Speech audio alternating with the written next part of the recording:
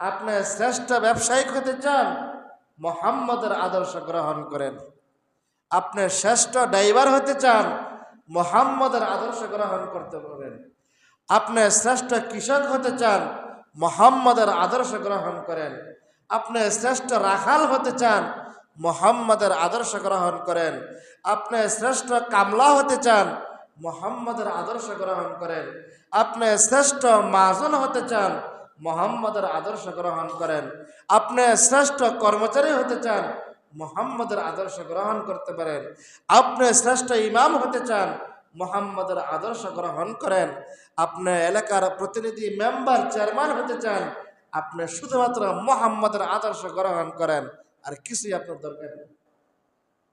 আল্লাহ তাআলা আপনার শ্রেষ্ঠত্ব বাড়াই দিব। তো রমজান মাস বরকতের মাস, নাজাতের মাস, মুক্তির মাস, মাগফিরাতের মাস। এই রমজানের প্রতি রাত্রে আল্লাহ রাব্বুল আলামিন 30 লক্ষ জাহান্নামীকে জাহান্নাম থেকে মুক্তি দিয়া চিরস্থায়ী জান্নাতের মেহমান বানায় দেয়। চিরস্থায়ী জান্নাতের মেহমান বানায় দেয়।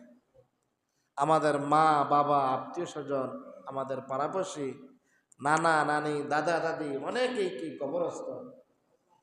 দাদা দাদি যে নাতিরে কত মায়া মহব্বত করে, হ্যাঁ, যার নাই সে এখন বুঝতেছে। সেই দাদা দাদি কবরস্থ, কবরের মধ্যে শুইয়া আমাদের দিকে তাকাই রয়েছে, কিন্তু আমাদের বেহাল অবস্থা, আমাদের এমন অবস্থা, বেহাল অবস্থা। সাহাবায়ে কেরামদের ঘরের মধ্যে গিয়ে জিজ্ঞাসা করা হইতো বিবিদেরকে যে আপনার স্বামী কোথায়? বিবিরা বলতো আমার স্বামী বাজারে গেছে, আইসা পড়ব। বাজারে গেছে, আইসা পড়ব, দেরি করতো না। আবার জিজ্ঞাসা করতো আপনার স্বামী কোথায়? আমার স্বামী তো মসজিদে গেছে, কোন সময় আইব এটা জানি না। মসজিদে গেছে, কোন সময় আইব এটা কি নাই, শিওর নাই। সকাল হয় তারা, ভরের দিনে কি, কিন্তু আমাদের বেলায় সম্পূর্ণ কি উল্টা। আমি তো বাজারে গেছে, তাই কোন সময় স্টেশন নাই। মসজিদে যাইতে গেছে, তা নামাজ পড়ে আর কি করতো না, দেরি করতো না। সম্পূর্ণ মুখালেফ, সম্পূর্ণ বিপরীত।